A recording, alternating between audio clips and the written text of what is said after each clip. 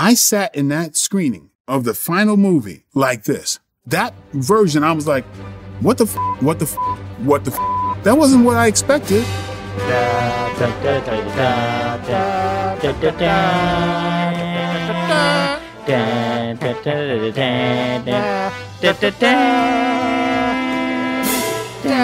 Welcome back, everybody. We are back in the MCU. Yes, that's right. That is the not-so-Marvel Cinematic Universe, or not Marvel Cinematic Universe, or not DC, or anything. I don't think it's either of those big guys. Nick, we are watching a comic book movie this week from an independent comic book company, which is Image Comics. Sounds about right to me. I am your host, James. And I'm Nick. And we are watching the 1997 comic book movie called Spawn. Ooh. Directed by Mark A.Z. Dippy. I don't know how you say his name. I think the accent on it makes it Dipe. I'm not sure, but he's a visual effects guy. Came from visual effects company. What's the big famous one, James, he came from? ILM. And so this was really not his first directorial gig, but I'd say his first live action. He did a lot of animated, just visually involved things. But this was his first time really getting his hands onto something live action with a large budget. Actually, I think this pretty much was his first directing gig. I'm seeing here he directed a Herbie Hancock music video. There we go. In 1995. And then the very next directing credit is Spawn. Well, I'll tell you what, this might be the definition of getting in over your skis, James, because, I mean, you're talking about a visuals guy who did the visuals for the Jurassic Park. He was part of that.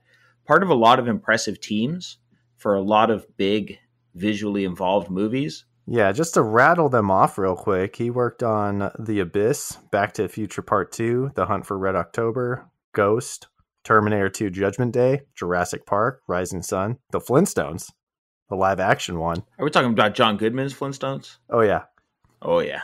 Looks like the Dr. Dolittle, what is her name? Penny Proud, the Kyla Pratt Dr. Dolittles. Ooh. The little spin-offs, like Eddie Murphy's daughter or whatever. Scooby-Doo, The Mystery Begins, Paranormal Activity 2, Paranormal Activity 3. So he's worked on a lot of movies in the visual effects department. Spawn was the first real directing gig, and spoiler alert, he did not really direct another theatrical release ever again. His very next directing credit actually is Pixel Perfect, that Disney Channel original movie. I don't know if you remember that one. I do. That's the one where like some like coding nerd like makes like a hot chick for like a band or something. Yeah, the things that used to entertain us. Yeah, so that was his very next directing gig. And then shortly after that, he did Halloween Town High, which is another DCOM unit.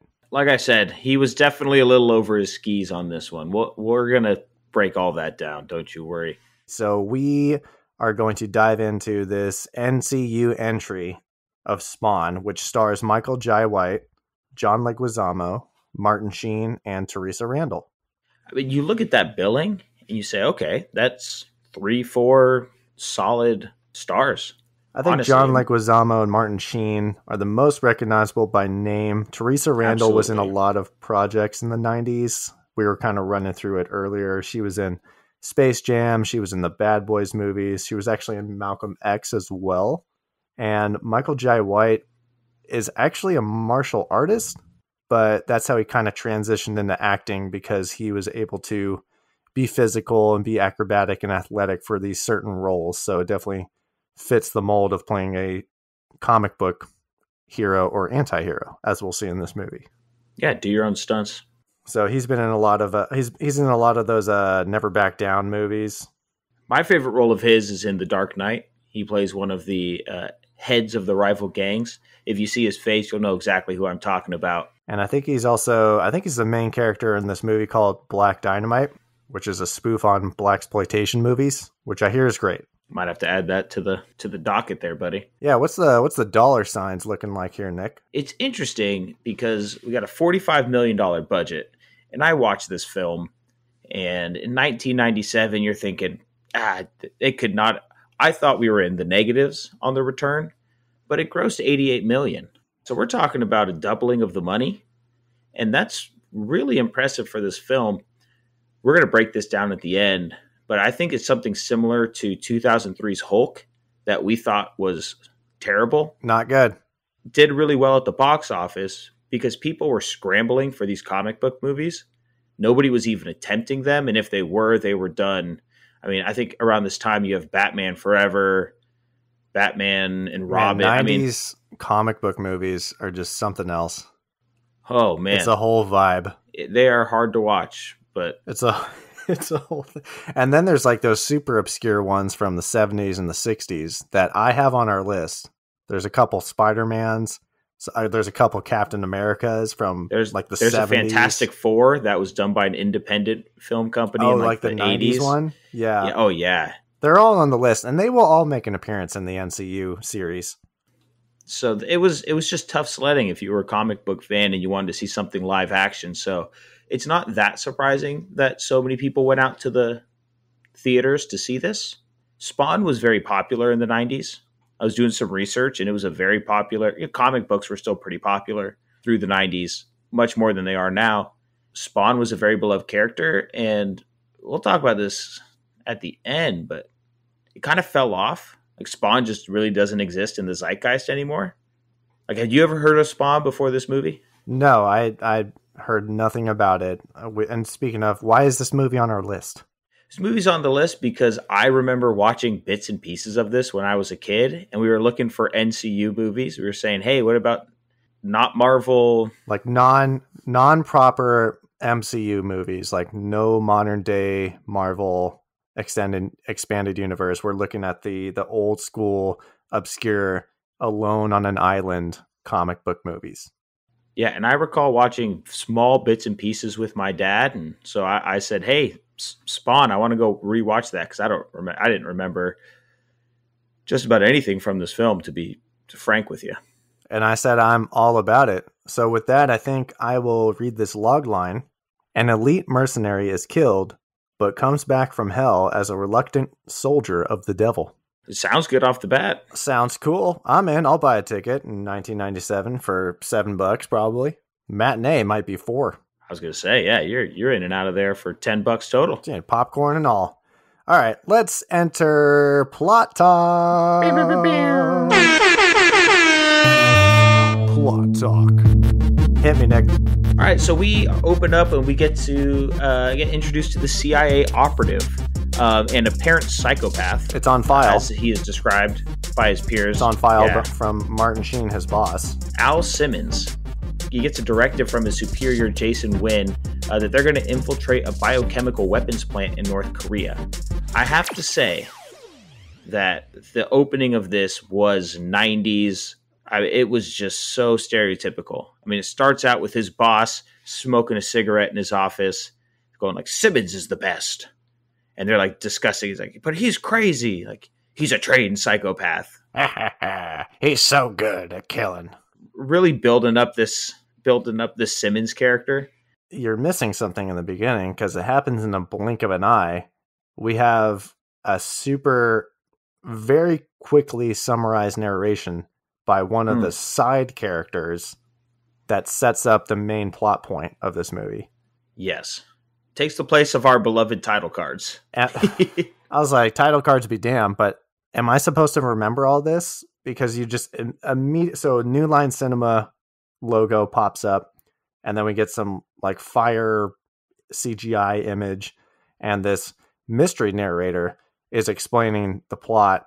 Heaven and hell have been at war for ages, and the soldiers are manifested on Earth, and the decisions they make depend if they're going to heaven or hell, and blah, blah, blah, blah, blah. I'm like, am I supposed to be writing this down? Because you're really rattling this off really fast, dude. Yeah, there's this whole like metaphysical war going on in the background. The devil wanted to find a soldier to lead his army. And then we kind of transition into this North Korea scene. I'll look up what the hell what was just said, because that was a lot. It sounds like they wanted to do a summary, but when you're bringing in subject matter that you're not prepared for, it's a lot to take in. it'd be one thing if it was very high level dealing with stuff we know about. I can ingest that information, but you're talking about this metaphysical war for heaven versus hell. You're like, whoa, whoa, whoa, whoa, whoa. Like, you're doing a lot of world building in 30 seconds. And that's a lot. But anyway, we are at this very 90s action sequence in it's Hong Kong, right? North Korea. Yeah. But this airport scene is in Hong Kong. Yes. Okay. Sorry, I was ahead of you. So we end up going to this North Korean biotech lab when Simmons' boss, unknown to Simmons, he has ordered his top assassin, this chick Jessica Priest, to murder him while they were on the mission. I gotta say, this Priest character really reminded me of like a knockoff Margot Robbie. Yeah. Her name is Melinda Clark, and she wears ridiculous outfits for being a government agent. Yeah, they really look more like mercenaries. A lot of spandex and rhinestones, oddly enough. Like studded stuff. Yeah, it's just 90s action. Like, they have to be wearing like in the 80s, it was all like leather and no shirt. And in the 90s, it was like all this extra armor and shiny shit on your body. Just studded spandex. That was the uniform for the U.S. government. Can I say that the like night vision-y radar view of that plane explosion was one of the funniest CGI moments I've ever seen? I laughed out loud. That was terrible. Well, you're in for a treat of what this movie has in store for CGI laughable moments. Bring it on, friend. We do get the tiniest, smallest glimpse at Al Simmons' home life. He walks out of his house. His friend picks him up, who also works for the CIA. Mm-hmm. And I guess he's like his bodyguard. Kind of like his handler, maybe. Yeah, this character... Handler would make more sense. This character's name is Terry. And there's a very small exchange with Al and his wife, Teresa, Wanda, who's played by... Teresa's the actress. Yeah, who's played by Teresa Randall. There's a very small exchange with Wanda and Al of just like, oh, be safe. Okay, see you later. And then that's it. And it's weird because his friend, Terry, kind of seems like annoyed at Al. Like he doesn't like him or despises him. Like there's a look that he gives Al that's kind of dirty, but behind his back. Yeah, I think Al is like annoyed by handling him. Like he's always a little late. He's just a loose cannon who doesn't play by the rules. Yeah, so he's really smiley at Wanda, but with Al, he's like, this fucking guy. He is making eyes at Wanda. Yeah, so foreshadowing. So that is the extent of his home life before shit goes south. And he's brought into Wynn's office, and Wynn's like, you're the best around. God damn it, I love you. And then Al is like, yo, why were there civilians at that airbase? I'm not like a cold-blooded killer. And he's like, yes, you are. What do you think you're doing? You wouldn't be good at anything else. Like, you're a psychopath. You're the government literally psychopath. is like, have you seen your report lately? You're literally a psychopath. It's like, well, then he probably shouldn't be in the field if it's been on record from a psychiatrist that he's a psychopath. Well, that sets up our next scene. Speaking of psychopaths, now we go to North Korea, where we're at the biochem lab. Al's thinking he's on a mission, but double-crossed. It's a setup. Wynn is there with fake Margot Robbie, and they out this fool. They kill him. Fake Margot Robbie sprays like green goo on him. Yeah, she like points her gun at him as if she's going to shoot him in the head, and then she like clicks a button, and it's like a super soaker that pops out next to the barrel. She does a maniacal laugh, and I'm like, okay. Yeah, everything in this movie is super over the top. Super 90s, man. Like, you'd think it's almost a little campy, but they're trying to be serious. It seems like Martin Sheen is playing like a caricature of a boss man, douchebag CEO type. I think his like facial hair and hair is even dyed very tacky. Yeah, but again, I think that's just what people thought you should have in a comic book movie. Like, comic book characters are so over the top that if you're the creator of this, who has all of this creative input, then he's directing it. That's the and problem. Being like, That's the problem. That is the was problem. that was a state of comic book movies. They're like, oh, well, comic books are outlandish and caricatures of people, so I guess that's how they should appear on screen. Okay, I'm a movie studio guy. I don't know what I'm talking about. Laugh maniacally. Man, we'll make $1 million. $80 million at that. Man, see? But, yeah, as we know, comic book movies today, hey, you base them with actual real people characteristics and behavior and inflection and voices. It'll be taken, guess what? It'll be taken seriously. Make characters relatable? Sorry, James. This is the 90s. Get that shit out of here. We're going to make them stupid as hell. So Simmons hella dies from this green goo, and Martin Sheen's black cigarettes that he exclusively smokes, he flicks it on them and lights them on fire. Yeah, the green goo is like kerosene or something. God, if I had $1 for every time a bad guy didn't just put a bullet in somebody's brain and end the job on the spot, we wouldn't have half the comic book movies we have. You got to finish the job. But nope, they set him on fire, and those flames end up causing the plant to explode. But what happens when you set a guy on fire to kill him, James? He gets sent to hell. He gets burnt. Yeah. So he goes down this very CGI-looking fire tunnel straight to hell. I don't know why he's going to hell. It seems like he has some sort of conscience. I think it was set. Well, the last thing that Wynn says to Simmons is "See you in hell." That was supposed to be some kind of clever line. There's a lot of one-liners in here. Yeah. So I think the idea was that what they do is so evil. Like, right, he's a psychopath. He murders a bunch of people. Therefore, he's going to hell. And I just want to say this because I can never put into words the way I believe about, like the way I feel about it. But the hell scenes, the scenes while they are in hell, is quite possibly the worst CGI I've ever seen, James. I don't think it's very close. It's atrocious. For someone to say, hey, this is a final product, it's insulting. So I was reading up on this. Apparently, a lot of the CGI, especially these hell scenes, were delivered to the studio about 2 weeks before the debut of the film. So you had no chance for like, hey, redo this. It was just, we're plugging it in, I guess.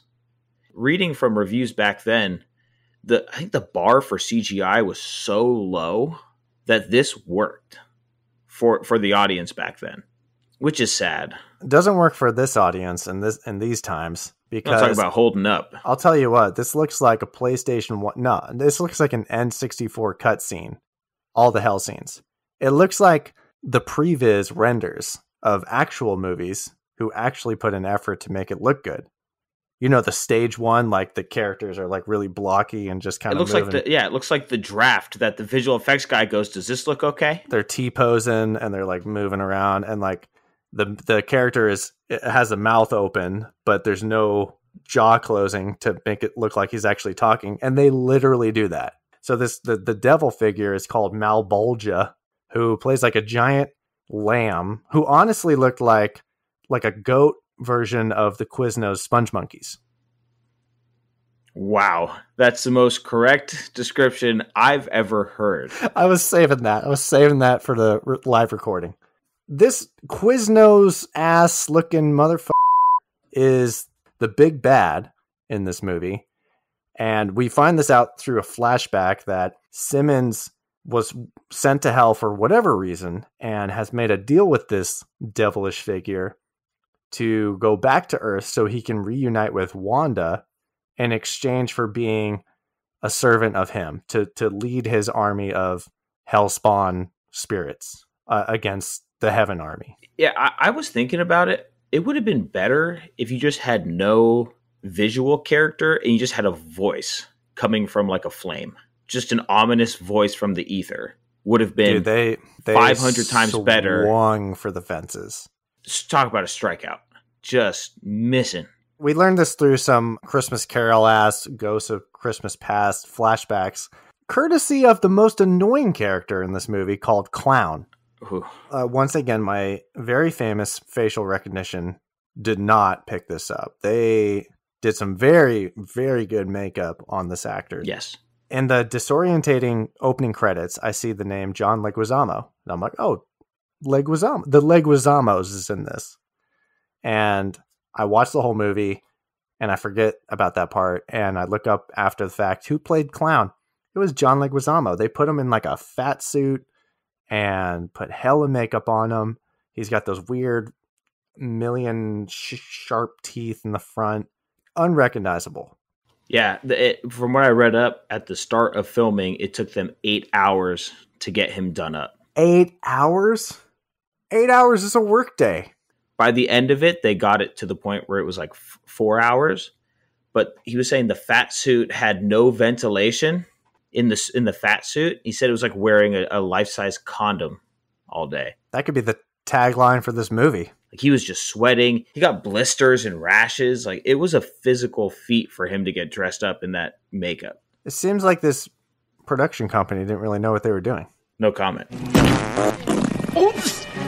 Oh, what? I hope I didn't stain my underwear. So that's John Leguizamo. He plays Clown, who actually showed up earlier with a Martin Sheen scene. Hashtag Sheen scene. He's doing a great job where he is. Why do you want him? Why do you people always question why? Ask why. When how is so much more fun. He's talking to Clown, but he's like a shadowy figure. But I had subtitles on, so it just said Clown and then his line. So I was like, there's a clown in this?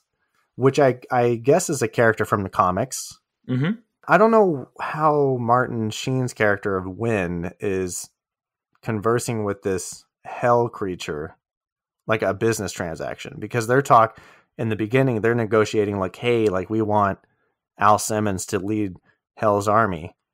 Can you give him to us? I was just like, what? How does this work? I mean, I think it's a little similar.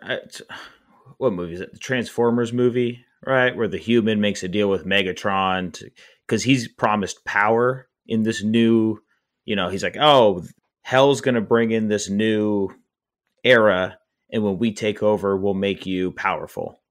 They're trying to manipulate humans into helping bring the apocalypse upon them. And dumbass Martin Sheen's like, okay, I live on Earth and I'll be destroyed, but I'll take money and power. I mean, we saw the same thing in Fifth Element, right? Gary Oldman's character was all about the evil death ball, bringing his power to the Earth, exactly. And he was going to get rewarded for it. So just a greedy human. It's like very stereotypical greedy human betraying humanity for power. I don't know if it's a social commentary, but it is what it is. Freaking Clown is in this. And Clown's a ridiculous character. It's a lot of like funny, like wannabe funny lines. Redonkulous. Yeah, very ridiculous. And he's everywhere, right? He's a demon, so he could pop up wherever. So throughout the entire film, he's the one guiding all of the events that are happening. The assassination of Simmons was him. I think he's the lieutenant of Malbolgia, and Malbolgia, my nuts, was the one who sent him to look after Al Simmons when he returned to Earth as Spawn. So yes. Al Simmons has been in hell apparently for 5 years and goes back to Earth and is now this very messed up looking guy. He's got burnt skin. He's very like disfigured. He's just like a reincarnated version of his body. Very disfigured, very gross looking, very rubbery looking, almost, I'd say. Dude, so slick and rubbery looking. Very waxy. Yes. He wakes up in this alley, and so I thought this was hell, because they're like, we're sending you to hell. And I thought this was a version of hell, but this is where we learned we actually time jumped 5 years. He woke up in this alley with a lot of homeless people. There's this kid there who is being nice to him, and he's like, oh, get lost, like blah, blah, blah. And then this is where we meet the narrator character of, his name is Cagliostro. Is that right?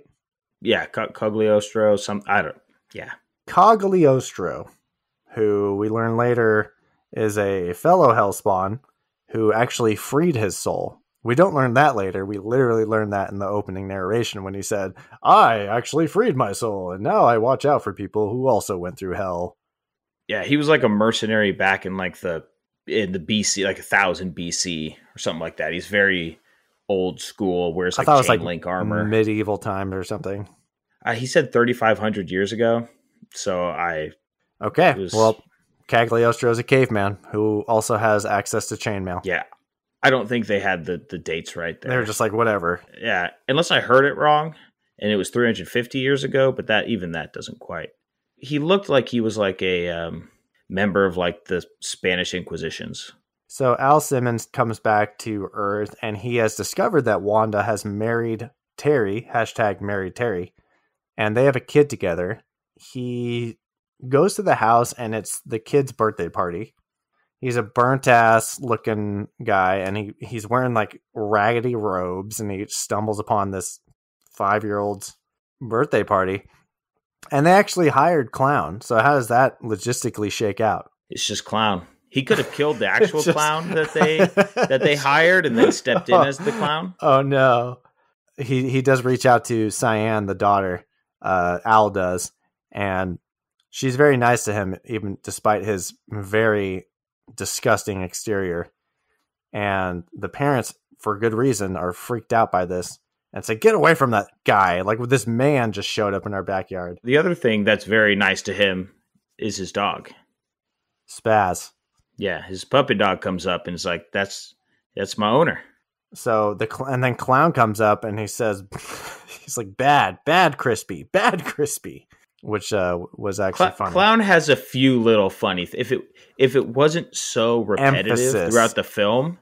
Emphasis on few though, because a lot of his jokes are not funny. No, I think they were supposed to be funny, but they were not. Well, he's just supposed to be this like eccentric character, and I think if you dialed it back like 30%, like less is more with a character like that. But I understand there's actually so little dialogue in this film that somebody has to be talking and saying stuff, I guess, and like prodding the conversation and plot. And they made that Clown. I don't agree with that choice. But I think John Leguizamo acted the hell out of this role and actually sold it. He did great in the role. He did great.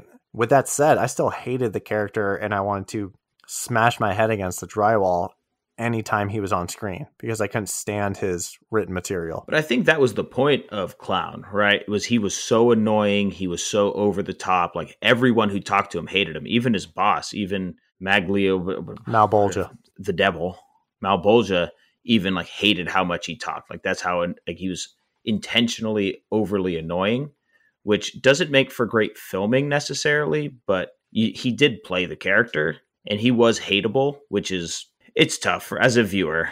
To go on a tangent here real quick about cinema clowns. So Clown in this movie, I think the jokes were written and they were supposed to be funny, but they weren't funny. If he was supposed to be scary, he was too goofy. So it didn't really work out where he was creepy, and it didn't really work out where he was funny. If we look at some other cinematic clowns, let's take a look at Joker, Heath and Joaquin. Heath was captivating. Sometimes he said stuff that was actually funny, and we were laughing, haha, with him, because he was just very charismatic, and he killed the role. Hi. I don't want there to be any hard feelings between us, Harvey. Joaquin Phoenix. So, his jokes in Joker, where the character of Joker himself thinks it's funny, but it lands so bad with the people in the movie, and it lands the same way with the audience. You're like, oh, that's not funny. That's actually really messed up. It delivered it very creepy. They couldn't carry a tune to save their lives. Heath's Joker was very, like, you were kind of rooting for him because he was such a cool character. And Joaquin's Joker was so messed up in the head that you're just like, this is making me feel so uneasy, and I am scared of what this man's going to do. This clown, however, just said, I think the writers were just like, oh, this will be funny if we just throw out the word, like the R word here, and we'll just do this here and do that, and the audience will love it. And I was like, dude, I am deadpanned, not laughing, and he is not creepy enough to be creepy. Pennywise is creepy. Big time. I'm scared of that guy. Don't want to run into him in a sewer. He is on the far side of the pendulum of scary clown. And Joker is on the other side of the pendulum of, I like seeing this guy on screen. I want to see what he does next. And this clown, I'm like, get him off the screen before I rip my eyeballs out of my sockets. I agree. I just think that was that's part of the character.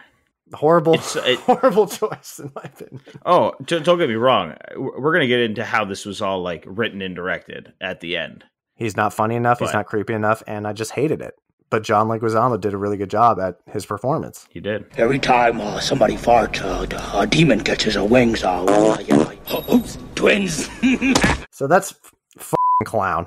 Yeah, he was meant to be an over-the-top, annoying piece of shit. And that's just a character you shouldn't write into your film, in general, in my opinion. Because that's a turnoff. That's what you were going for, great, but the audience doesn't want to see it. There are certain characters that are acted and put on the screen the exact way you want them to, and the audience still can react negatively to that. And this was an example of that. Thanos or Negan from The Walking Dead. Mm-hmm. He was a dirtbag. He was such a bad person, but like you were so captivated by the performance and the antics and the choices that character made, and you're just like, this is harrowing watching this happen, but I am enamored. I am so tuned in to what's happening. I can't look away. I think the best part, especially of comic books and superhero or whatever you want to call them, movies, because this isn't necessarily a hero movie, Spawn's not a hero, but the most compelling parts of these movies are good villains. Like that's the secret to superhero films, are compelling villains, right? Like if you look at the Dark Knight trilogy, Ra's al Ghul, played by Liam Neeson, fantastic villain. Like you said, Heath Ledger, fantastic villain. Tom Hardy as Bane, fantastic villain. People like their superheroes, but their superheroes are what they are. And even in action movies, like we're going to root for the hero no matter what. I need compelling villains. Like I need a reason to root for this storyline to continue. For me, at least, that is the draw of superhero movies. That's why the Joker was so good, because I want to know about the villain's background and I want to see villains develop. And this guy, Clown, I had zero interest in there was no development for it. There was just this constant annoying character throughout the film. He was a very featured antagonist in this movie, but he was given the goofy sidekick treatment. Like Spawn's walking around and here comes Clown all short and fat, like, watch me eat this slice of pizza with maggots on it. Oh, I'll give you my underwear that's got a bunch of shit stains on it. Ha ha ha. It's just like, dude, like we're done. I'm done after a minute, and he's in the whole movie. Imagine like an entire movie of just Beetlejuice dialogue. And you're like, okay, we're done. Beetlejuice, they give him few lines and they're effective, and you're like, great film, love Beetlejuice, we all love it. But you give him, I'd say he had 70% of the script was probably Clown's dialogue. And that's just too much. It was too overpowering. He was actually, John Leguizamo was first in line in the opening credits. So it makes sense. Yeah, he was like the feature character. It's almost Clown's movie. Should have called this movie Clown. Don't know if you'd make $90 million, but... Probably not. Let's just recap where we left off here. Child's birthday party. Clown was the clown at the birthday party. And Spawn, Simmons, went to that home, and he finds out that his old partner is now married to his ex-wife at this point, and no one recognizes him, and Clown basically kind of mocks him for it. Like, you don't belong in this world anymore. Like, these aren't your people, which sucks for Spawn. They could have definitely gone further down this road, but his whole reason for coming back was to be with his wife, and now it's 5 years later, his wife doesn't recognize him, and she's moved on. Just like instantly like, well, that was a bad deal. Yeah, oof. Of course, you weren't going to make a good deal with the devil, right? Of course, there was these strings attached. Devil's like, oh, well, I'm going to make you wait 5 years. Everyone's going to move on. But Spawn also learns that Wynn, his old boss, is now a weapons dealer, and he developed this biological weapon called Heat 16. And this actually is laid out by a terrible scene where Martin Sheen just lays the big plan all out there. Yeah. He's like, I call it Heat 16, and we're going to cause a global pandemic. And I don't know what the reason was. Well, we find out later that this was all put into place by Clown.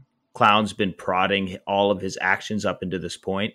And that would have been a much better character for Clown, a much more manipulative force behind the scenes instead of front and center being this annoying sack of shit.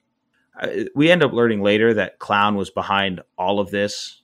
All of Wynn's actions are Clown saying, do this, keep doing this, keep listening to me if you want to be powerful.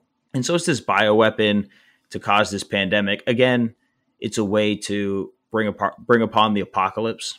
Wynn ends up going to this reception, and this was such a dumb scene. He like walks in and goes and talks to these two delegates, and he's just talking about selling weapons, selling bioweapons, yada yada.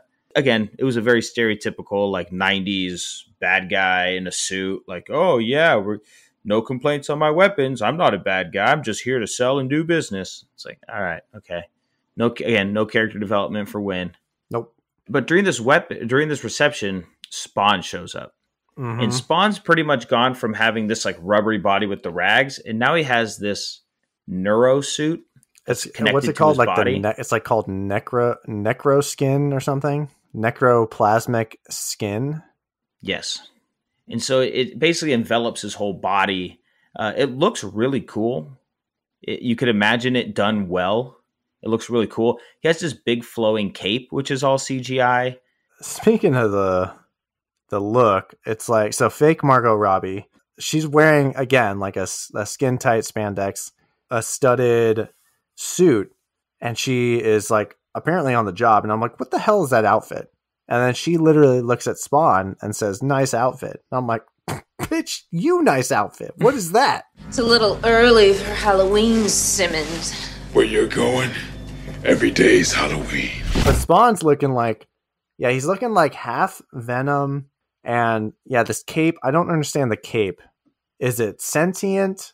Is it like Doctor Strange's cloak of levitation, where it's like a magic carpet and it like has its own personality and comes in at the right time? It's like an extension of him. So like the cape can wrap him up in like a protective barrier. Yeah. It could basically do anything is the idea. There's this whole scene where Martin Sheen, when he's like, that thing is Al Simmons. I need you to kill him, fake Margot Robbie. And she's like, oh, okay. And then she starts shooting him. And he kind of, not pun intended, he spawns guns. I don't know where he got these. He always has like machine guns on him. He brought those. During fight scenes, they just appear. No, he brought those. He came in strapped. Well, it happens later in the movie. He just like has machine guns. And I'm like, you have hell powers. Why are you messing with guns? He's almost like Blade. I did think it was funny. He does these like flips off of a balcony and he's like shooting while doing a flip. Yeah, like half the time he's shooting behind him. He does it a few times. He does it later when he's shooting at nothing. He gets smacked off of a cliff and he's just blindly shooting. And I'm like, you're just wasting bullets. This whole fucking shoot 'em up scene happens in this reception. He ends up getting blasted out of a window and he does a backflip. There's actually, you can see an obvious wire on the stunt guy. Yes. On the wide shot. They had 400 visual effects in this movie, but they couldn't erase that out of the shot. No can do. So then there's like chains that pop out of him. It just seems like they just generate. They just appear within him. But then they act like realistic chains. Like they have to wind themselves up back into his body. It's like, it seems like these are just mystical chains. They could just like dissolve once he is done with them. I don't need the winding of the chain back into his spine. How much did that cost you on visual effects, where you had to skimp everywhere else? Enter the cape. So the cape comes in, the cops are shooting him. He's like on the wall with a spotlight on him, and cape just like a tornado. It's like, at some points it's like 60 feet long. At other points it's like a regular cape size, like 6 feet long. And it just kind of tornadoes into the scene and then it wraps him up and camouflages him. So I'm like, okay, so like, is he doing this? Because they state later that he doesn't know how to control his powers. So is cape like a sentient being? It reacts off of his instincts. Okay. They do a terrible job setting this up. No, it's awful. But he does end up killing Jessica Priest, which everyone was like, all right, we're cool with that. Whatever. I didn't need any more of her rhinestone. Her studded ass. Flip over to the next scene.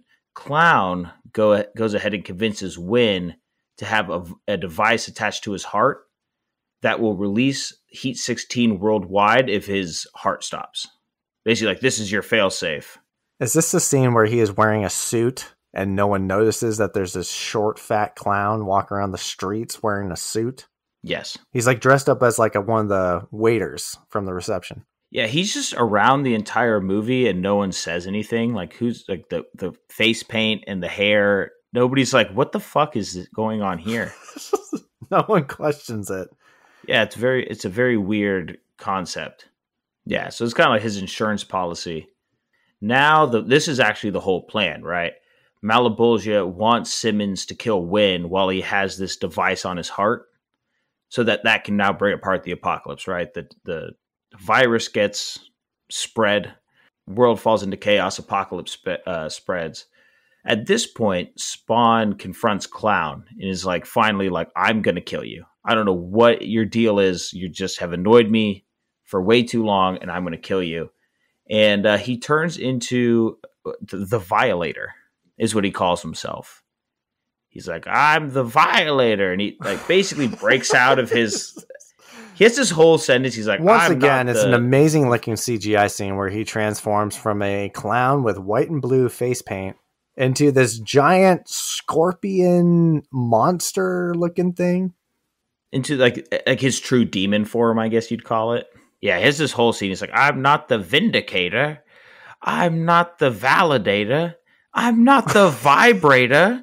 The rowers keep on rowing. I'm the Violator. And he turns into this big demon scorpion thing, and he fights Spawn and basically kicks the shit out of Spawn. In the homeless alley at that. One of the homeless guys is like, the alley's not safe anymore. It's like...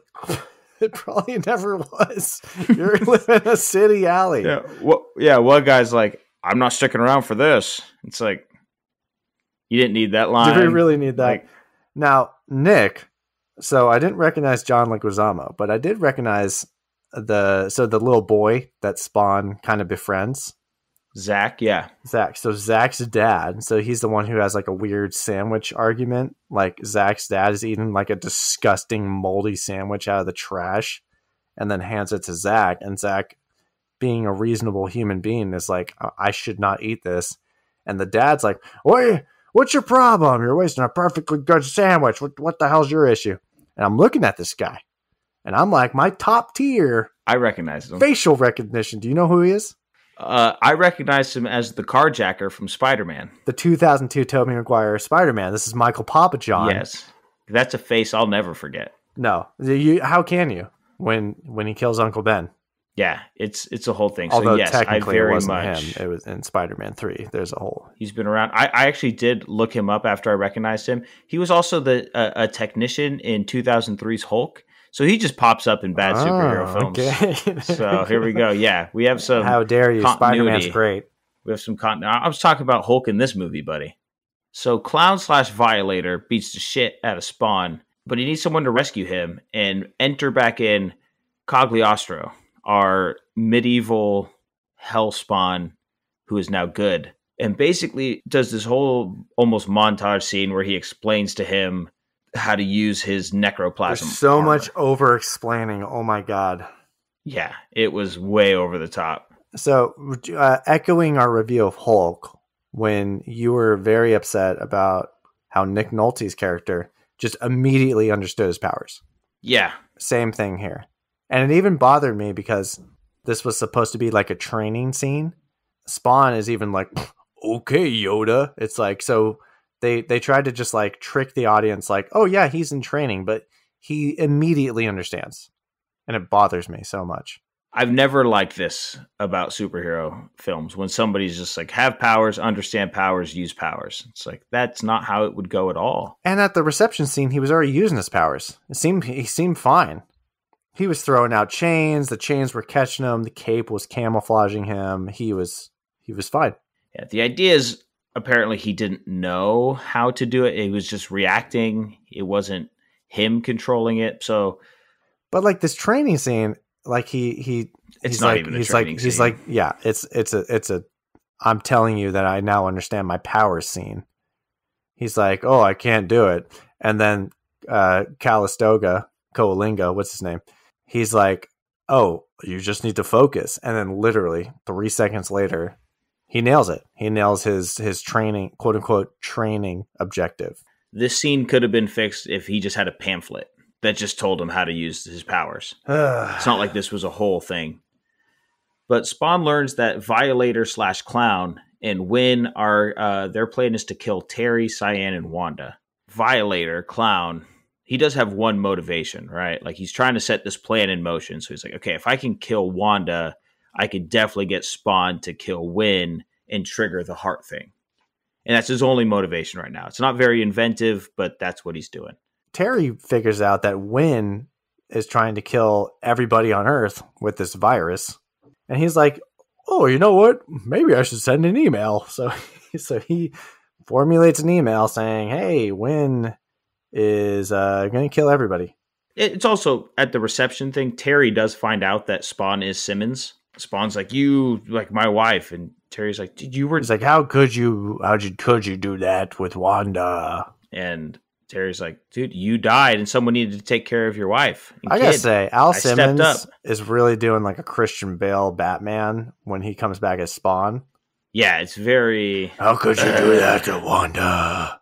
Give my regards to your boss. Tell him he's next. And you could have explained it, like burnt his windpipe, burnt his voice box. Bruce Wayne is trying to disguise his voice, whereas Spawn is just like, I'm Spawn. Yeah, but it's not even I'm Spawn. Like, it's not like controlled deep. It's just like, it's like, okay, buddy. All right, we get it. Pal. Okay, guy, settle down. We're at Terry's house, which it honestly looks like it's Spawn's old house because he knows where it is.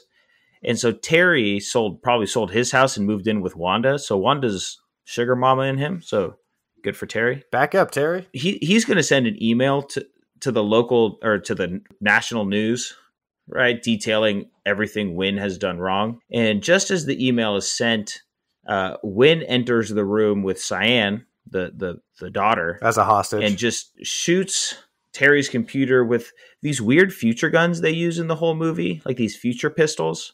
And it's not supposed to take place in the future, from what I can see. Future guns, like a RoboCop gun, is what it looks like. Honestly. You mean like a Wraith shotgun? Similar. So what's funny about the scene, it reminded me of like a parent who doesn't understand technology, where he sends this email, so the deal's done. But he shoots the computer. He's like, haha, I killed the machine that would do that. It's like, no, dude. Like, email's been sent, buddy. It's like when Ron Swanson like throws the computer in the dumpster. Although it's 97, it might still be sending. I don't know. You could try and interrupt it. Through the phone line. You're right.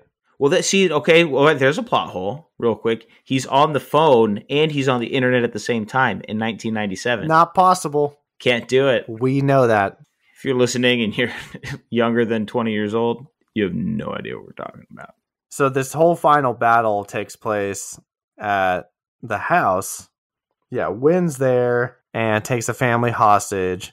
Spawn and Cogliostro and Zach arrive. Nothing like bringing a child to a war scene. Let's bring the kid in. To a battle. And they nearly kill Wynn, but not completely. And then we get this like really terrible, again, shocking. It's a really bad CGI scene of Spawn extracting the heart rate monitor. Yeah. That is somehow attached to this global detonator of the virus being released. He just kind of like has like laser green glowing vision with like telekinesis or something, another unexplained power, drags it out of Wynn. It just phases through his body. Yeah, there is a part of Spawn, I did a little research, where he can like rip people's hearts out. But is that with his laser eyes or is that with his fists? I don't know. We're getting to that point in the plot talk where we're both just out of answers. Oh, dude, I was out of answers and out of patience by 25 minutes into this movie. As soon as Clown showed up, actually. Let's do a final sprint here down to the end. So, with the plan foiled, Violator, Clown, is upset. He'd been working on this plan for so long. He's pissed about it. Through the fireplace, he sends them both back down to hell. Spawn and Cogliostro and Violator. And now they're going to go ahead and battle. Clown goes back into his Violator demon form, and they end up fighting him. Spawn uses his new powers. This is like the first video game of Doom the graphics. Yeah. And again, we're back in hell, and we talked about what the hell scenes look like. We're back in hell in the movie, but we are figuratively back in hell in our hearts watching this scene unfold. In CGI hell, big time. Garbage. Yeah. Garbage. And then Malabolgia comes up with his terrible CGI. Where he just opens his mouth and Monkey. Sponge Monkey holds his jaw open and is speaking in sentences. Yeah. They didn't even try to animate his mouth. No. The budget was done. Zero effort. They exhausted the budget and the effort. And they said, fuck it. We're going to deliver this to cinemas. Spawn basically tells him that he will never lead Hell's army. He does this weird energy thing. There's this green energy that emits from him randomly all the time. I don't understand the rules of combat when it comes to Spawn in this movie. Because at first he uses guns, and it's very grounded. And then he whips out chains. And then he just electrifies all the other Hellspawn in hell. It's like 1,000 people down there. 1,000 souls. And so green light comes out of him and he just zaps them all. I was like, oh, that's really effective. Why don't you use that on Violator? At no point did they explain the powers of Spawn. I don't understand his powers. In superhero movies, one of the key things you have to do, explain the hero's powers. I need to know. I need to know limitations. I need to know strength. I need to know. Yeah. Because he just keeps getting stronger through the film, and now you're like, nobody can beat him. Now he's just this immortal super demon. He electrifies the entire army. I don't even know why he was needed for Hell's army. They're like, we need a soldier. It's like, no, you didn't. Like his profession on Earth was using guns and using weapons. And now he's using magical powers. That have nothing to do with his skill set. I don't know why Clown/Violator was clearly strong enough to do this in his demon form. I don't know. But they escape hell. They go back up through the fireplace. They all sit down in the living room. They're all taking a load off. Like, oh, let's all decompress from this moment. They're sitting there for 30 seconds. Terry's sitting on the couch with Wanda. Spawn and Coglistrio are just leaned up against a wall, yeah, you saved my ass back there. No, you say, kind of, it's weird. And then out of nowhere, Violator comes back through the wall, attacks Spawn, and then Spawn finally controls his suit, takes his chains. Sounds like a chainsaw. Decapitates Violator. Violator not dead. His head sitting in this puddle. He's still John on the floor. He's like, I'm gonna come back. Like he's Patrick Beverly or Dylan Brooks. It's just like, dude, just go away. Like you lost. Yeah, you're done. You'll never win a championship. All right, just stop. This is now an anti-Dylan Brooks podcast. Take your clown ass to the locker room, Dylan Brooks. You're out. Nobody wants you anymore. You don't have a team. You're playing for the minimum. You're going to Shanghai. So Violator's dead. Wynn is arrested. Spawn, realizing that there's no place for him with Wanda anymore, he now dedicates himself to justice. He has a complete 180 in the way he sees the world, rather than succumbing to lust and vengeance, and returns to the street with Cagliostro. And Cagliostro is basically I am too old to do this anymore. I figured Hellspawns were ageless. I don't know. Apparently not for Danny Glover Cagliostro. No, not at all. And so he tells Spawn basically I'm going to train you to be me, and you're going to fight evil here on Earth as a Hellspawn who's broken free from the bounds of hell. And that's the movie. And then the most disorienting, how do you say it? Disorientating? The most disorientating credits roll. I thought, hey, I want to see who worked on this. Maybe I know some people who worked on this. But no, I can't even read the credits. We got the shitty Marilyn Manson music over the credits. I think the editor was like, I don't want people to know I worked on this, so I'm going to shake the screen when my name comes up.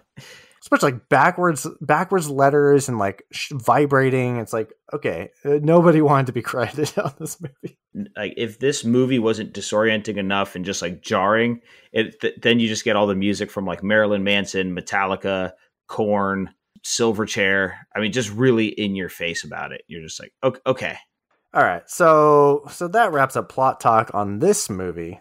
So, Nick, you got any nitpicks? Nitpicks. I don't want to get... Just kidding. We're not even going to do nitpicks because this movie was just so garbage. Boom. That's what James says. So my first question for you is, on a scale from Hulk 2003 to Avatar, where does this CGI land? And I want to give you some reference, okay? So for reference, other movies from 1997 at this time, CGI-wise, included Men in Black, Alien Resurrection, Starship Troopers, and The Fifth Element. So it's been a minute since I've seen Starship Troopers. Obviously, we just watched The Fifth Element very recently. Men in Black, from my memory, seems to be okay. Seems to be tolerable.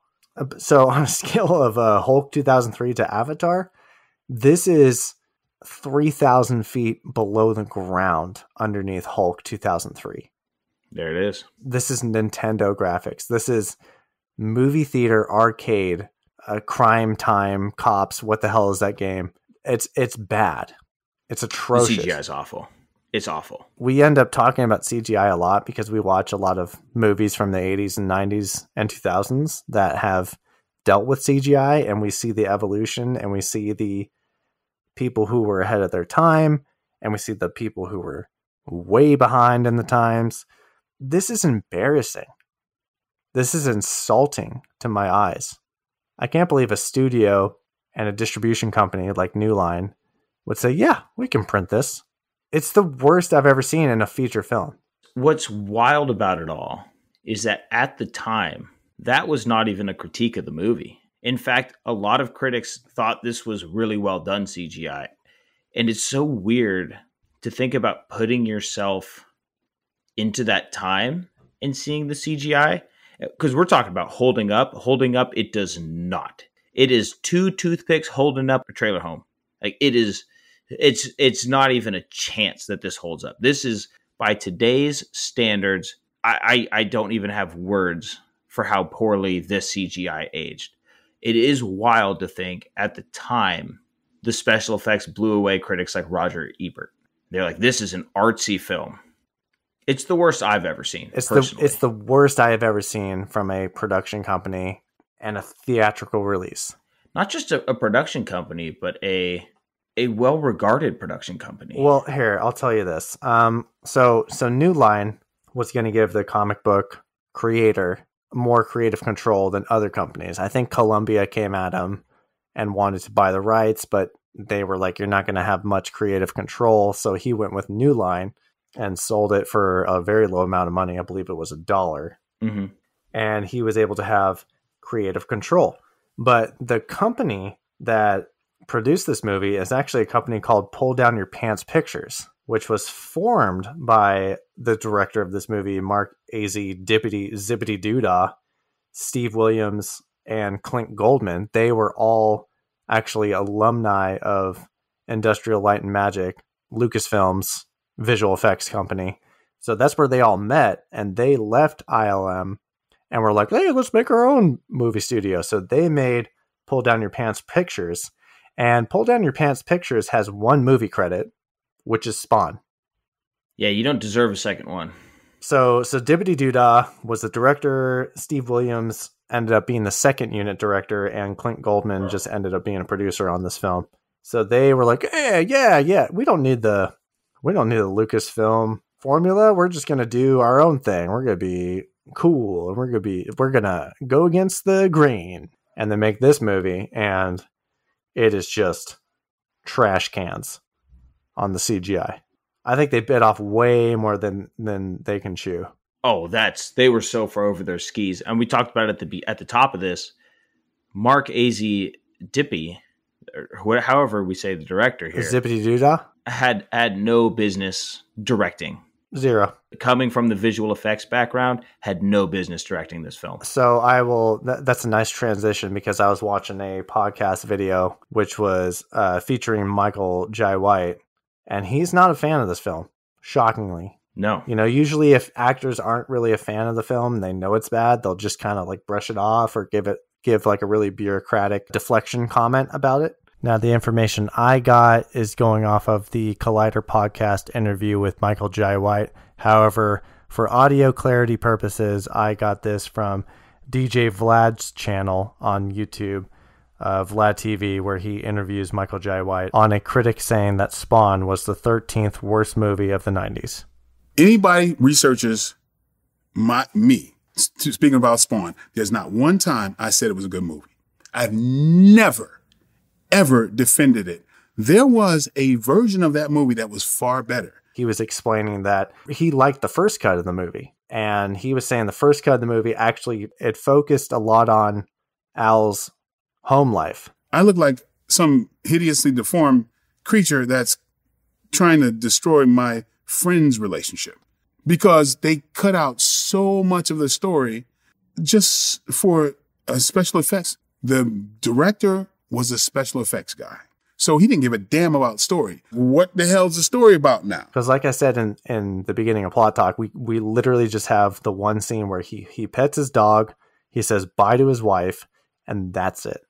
So apparently in the first cut, there was a lot more character building of Al. And according to Michael, there was about 70 visual effects in the movie. And by the end of it, the director, Zippity Doodah, he cut out all the home life scenes, and there was about 400 visual effects in the movie. So he was married to the visual effects game from the jump. Well, he was trying to give work to his buddies, huh? Michael Jai White actually says the director at the time kind of showed it to New Line. They're like, oh yeah, it looks great. And New Line kind of backed off. And then the director was given his own creative control over the movie, and he went hella heavy on the visual effects. What I read, just to piggyback on what you just said there, is that the original budget was $20 million. And he showed them that first cut, and they were like, or that first, showed them some of what they were doing, and New Line was like, great, awesome. And then he just kept like bleeding more money. He's like, oh, we need more money here, more money. And he bled another 25 million for specifically the visual effects to basically get his boys and his company all that money. And it did nothing for the movie. For New Line, it worked out because you still made money on the film, but my goodness. Yeah, but the film is garbage. Right. It's a forgotten movie now. Michael Jai White goes on and he says, yeah, New Line basically stepped away and let Dippy do whatever he wanted. And then there was another New Line Cinema movie coming down the pike, which was Blade. And then apparently they were all over that. So I think we were talking about, back when we were talking about Juice, we were talking about studios having too much input on it, on this movie. They didn't have enough input on it. They just saw that first cut and they're like, cool, keep doing it. And then it just got butchered by CGI. The director told me, oh yeah, there was a look that you gave Martin Sheen, and I used that look to pull a biobomb from his body. I'm like, that wasn't ever in the script. What the fuck is that? Like this Malbosia reaches in and pulls the clown from, that wasn't in the movie. There's a bunch of special effects that was just like, I'm like, what the fuck am I watching? And that's what's frustrating, man, when you watch a movie like this where you pick it, you are picking it apart and you're like, God, this could have been decent. And you really, like you said, butchered it with all this extra CGI and unnecessary garbage. Well, before we get into what the other guys just are thinking about this movie, do you have anything else to add? Yeah, I do. I think what's interesting is this is the first black superhero to be portrayed on the big screen. Like in a starring role? Yeah. Like you said, Blade came out a little bit later. So I think it was a big, I heard people talking about it, some people in like the comic book movie realm, and they point to Spawn as like a big moment, actually. Production company would put a black superhero as like the build character, but not too much credit to New Line because Terry, his best friend, was also supposed to be black, but they made him white because they're like, we don't want like people to think this is like too focused for African Americans. Way to go, guys. Right. So, you can kind of go fuck yourself, New Line, on that one.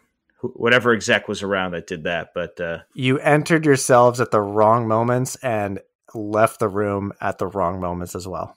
But I think it is a big moment to say, hey, first black superhero on the big screen. On full display. Top build. So that's cool, yeah, so but it sucks. That is cool. It's such a disservice because of how bad the movie is. Yeah. So let's get into what these other people are saying about it. The tomato meter, the critics, Have it at a 17%, which when I queued up the movie, you know, the little tomato symbol pops up in the percentage. I saw that and I was like, oh no. Oh boy. What's the Rotten Tomatoes audience think about this movie? They're about double the critics, which isn't saying much with that low number. They're at a 36%. Metacritic, the critics have this at a 34, translated to a 3.4. This one shocked me. Who handed out the crystal meth in the Metacritic fan reviews? They come in at an 8.1. 8.1 from the Metacritic audience. This has got to be some like weirdo cult classics. Like, it is what I was saying earlier with these comic book films, man.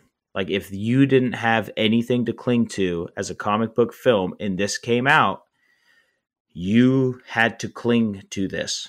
This is all you had in front of you. And so you loved it. And you had to love it because there were no other options. It's fans who are like almost sticking with an abusive ex. You know that there's something better out there, but you just can't quit it. Get out of there. So these frickin' guys are what caused this to not be part of our Flopbuster series, because they actually drove up the average tremendously. And it's so hard to think about what something was upon debut. And eventually one day down the line, there's a movie that I love that my kids are going to watch and say, that was the most garbage effects I've ever seen. And it's going to tear me apart inside. But you'll also kind of get it. You'll understand. I'll get it. I'm sure we'll be living in 4D at that point. It'll be hard to comprehend. Well, IMDb rounds out the ratings with a 5.2. Way to take a stance, IMDb. Good job, everybody. Nick, I'm going to hit you with a sarcastic selling point for this movie. Hit me. A prototype anti-hero comic book movie. And by prototype, I mean prototype, like real rough draft, Mark I stuff, refine nothing, especially the CGI, which we'll include a lot of. Can I amend yours? Could we call it a proto-stereotype? Sure. Because everything about this was just 90s comic book stereotype. Like, it hit all the marks for me. Hit me with that sarcastic selling point you got for this movie. Yeah, I just said Black Ghost Rider. Okay. It reminded me a lot of like Ghost Rider. Yeah, so, and that was the problem. Like when we were looking over that, therein lies the issue. No, I was going to say, when you told me about this movie, I literally looked at the poster, which looks cool. It looked very 90s. It just reminded me of Space Jam for no reason. I think it was just like the dark blue and black hue of the background, just like the green glow of his eye and like the red cape. Just like, I think the color scheme, seeing the 1997 stamp, I was like, oh, cool. A superhero movie from the 90s I've never seen. This is going to be great. I was stoked to watch this. And I thought it was going to be, I read like the plot point. I was like, okay, I'm thinking Ghost Rider. I'm thinking Venom. I'm thinking Punisher, like real anti-hero stuff, 90s. Whoopsh, whoopsh, whoopsh. I'm going to be in this. And I queue up this movie. And by the end of it, I am just devastated that I wasted 90 minutes of my life. Unless you're already a Spawn fan, you forgive stuff because you already know the story of it. Which I was. If you were not a Spawn fan, it's like, what the Final review. Fight. Hit me with your laughable logline, dive straight into your popcorn points, baby. Oh, okay. So I didn't really have my logline wasn't too laughable because it's just too sad to be laughable. But I said when a crazy assassin is burned alive, he makes an obviously terrible deal with the devil in order to get revenge. 3, just right 3. You're saying this is a bag of kernels. It's just a bag of kernels. Like it's just gosh, here's my issue with it is that if you took the CGI out of it, it's a 4. Like, I don't know if we've reviewed a movie before where the CGI actually tanks the film. It's that bad. What pisses me off about this movie, I really could go lower, and I probably should, to be honest with you. I don't want to put it below Pluto Nash, because Pluto Nash is just that bad for me. But fuck it. We're doing it live. 2.8. 2.8. I can't give it a 3. I can't put it there. But Pluto Nash is 2.6. Yeah, it's above Pluto Nash. Oh, okay. By a small amount. I'm going to give it the credit I didn't give to Hulk. It stuck to its plot. They actually brought the comic creator onto the set, so you at least had that storyline. It's honestly, man, I just can't. It's the CGI. It's that bad. It makes it offensive. It makes the film offensive. There's With no even there's no even passable- possible. There's not even a possibility of going back and remastering it. You have to just redo it. It's lost. It's a lost film at this point in the game. I would love for them to redo this character and make it dark and gritty and melancholy and like embrace the evil side of it. Because Spawn is a really cool character, and the director here, Mark Zippity Doodah, fucked this up. Fucked this up. I mean, I don't know if I've ever really called on a director and say, you ruined this, but he ruined this through the CGI, through the directing of the characters, just all of it. Awful. Terrible. I think Spawn is a cool character, and it doesn't deserve any points for the character being cool, but the execution being bad, but it is affecting me just a little bit. But my goodness, just 2.8, just a terrible film.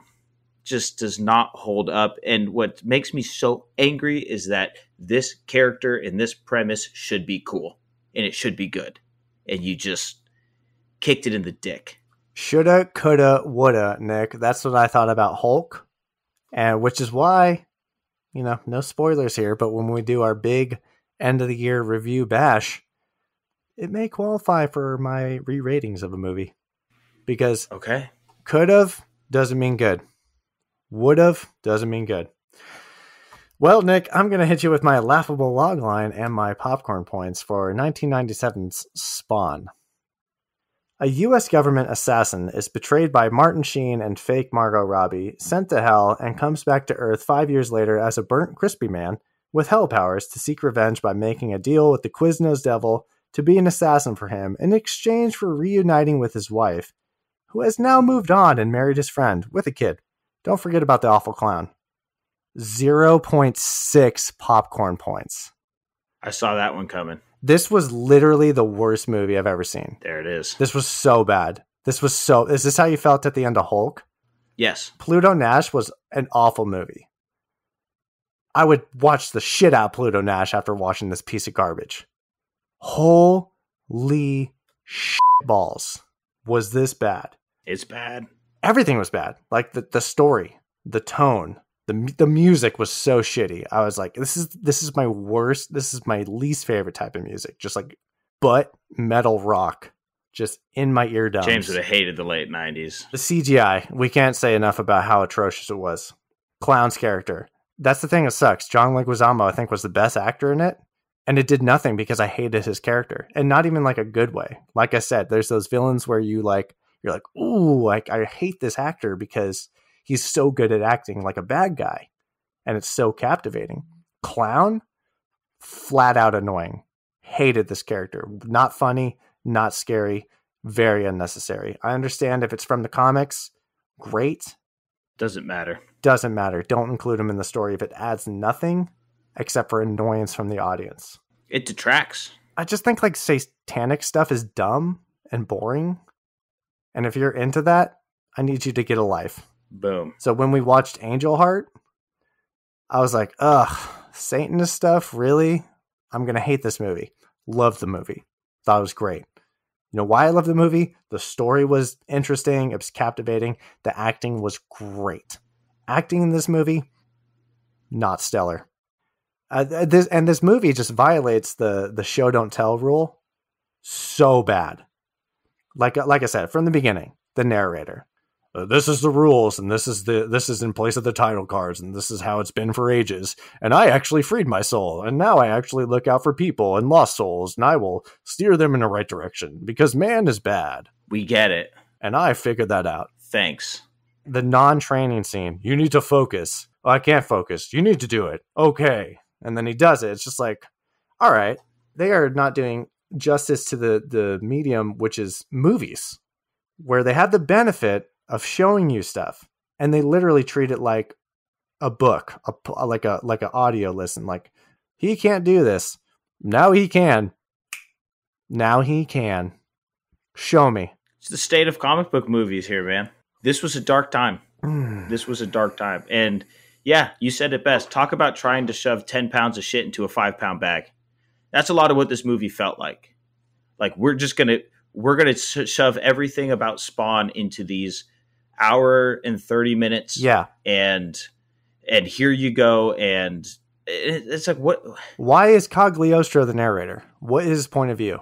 Isn't this movie? The movie's called Spawn. It's not called Cagliostro. It's not called Clown. Why is John Leguizamo credited before Michael Jai White? This movie is a disaster. It's also what we talk about all the time. Like, where's the character development? Did any of the characters develop throughout the course of the film? No. One, because you didn't build the characters to start out with. And two, you didn't show me enough of the character's humanity throughout the film. Like, I guess technically Spawn turned from like vengeance to like, I'm past my vengeance, but we never saw it. But they don't show the progression at all. They like I said, none. No, there's tell and no show. That he just announces at the end of the movie, I'm about justice now and not vengeance. And this is what you're talking about with that first cut, which was we show the family life, we show the progression, we show who he was, we build his character. Then there's the character downfall, and then there's the character evolution. And I don't know. I'm so glad he hasn't done anything in the future, because Mark AZ dippity doodah zippity fuck you, dude. Talk about taking a true like golden. This is like a golden goose, right? This is one of the most popular comics on the market, and you get greenlit eventually for $45 million in 1997 to say make this movie good. And you just take this creative license to just shit all over it. Fuck it. 1.9. 1.9. We're docking it. I'm getting worked up, dude. If you let me keep going, I'm changing it on the sheet. It's a 1.9. I'm getting as angry as you are now. This is garbage, man. I'm done. Ladies done and gentlemen, my idea of like Nick is changing the spreadsheet live in front of me. This just dropped. I like the idea of Spawn so much, and they've talked about redoing it, and I would love to see it done right, because I think it's such a great anti-hero, cool character. Yes, to be done. The idea is great. Now I'm just getting so mad that you just pissed on it. You just pissed on it. So 1.9, it's burnt popcorn. It's a health hazard to consume. You don't want to watch this. So that's the problem with my rating. So it's offensive. So in the ones, a 1 to a 1.9, that's burnt popcorn. Below 1, we don't even have a description for that. It's death by starvation. It's death by starvation. There's no food. This is beyond burnt corn. This is ashes. This is saying, hey, herpes. Can I have popcorn? And I get handed a bag of ashes. This is cremated corn. That's what we're calling it. Yeah. This shouldn't exist. We're calling 0 to 0.9 cremated corn. This movie was cremated corn to me. I say it was the worst movie I've ever seen because when I'm watching a really horrible movie, I don't keep watching it. But because I made this my obligation to make this goddamn podcast my hobby, I had to sit through it. And it was the worst movie. We're in the same boat. We're in the same boat because I wanted to stop so bad halfway through. I hated this movie. But we had to keep watching it. I had to keep watching it. And then by default, this ended up being the worst movie I've ever seen because I had to sit through it. You're going to have to sign us off because I'm about to just keep tanking my score here. I didn't think we were going to go below Pluto Nash. I didn't think I was going to break 3 on this season at all. I don't know, James. I don't know, but the more I think about it, the more upset that I am that they just destroyed a character. When the podcast was just gonna fucking pop off, and we were going to be in season 20, and we are going to be making a $1.4 million per year because of how successful it was, I thought, yeah, maybe by that point I'll hit a 0. But not in the first 5 seasons, not in the first 2 seasons, definitely not in the first season. Nope. We're starting out strong. This was literally the worst thing I put myself through in front of a television screen. And the worst part is Hulk was at least laughably bad. I at least Hulk laughed is at an it. I didn't even laugh Oscar-nominated at movie how bad compared to Spawn this. was. I saw you roll. I know. I knew you were gonna say that, but I will watch Hulk any day of the week. I'll watch Hulk. I'll watch Stealth. I'll watch the Adventures of goddamn Pluto Nash before I watch this garbage that is Spawn. It's not even like a fun watch. It annoyed me. It pissed me off, and it's not like the Wraith. That's so bad. It's good. We took a break. We took a week break, and to come back to this after Free Willy. It's like coming back to the house and the dog like shit all over the house and then gives you the middle finger as you walk in. This is no way to come back. This is so bad. You need to burn it into cremated corn and it should not see the light of day ever again. Signed off. This is the Just Play It pod. This is the way. This is what we do. And if you want to see some visuals of the CGI we're talking about, you got to make sure that you follow us on Instagram at Just Play It Podcast, and we are new to Twitter as well. At Just Play It Pod. And please join us next week as we don't necessarily dive into movies, but a topic. Ooh. We will see you next week, friends. Adios.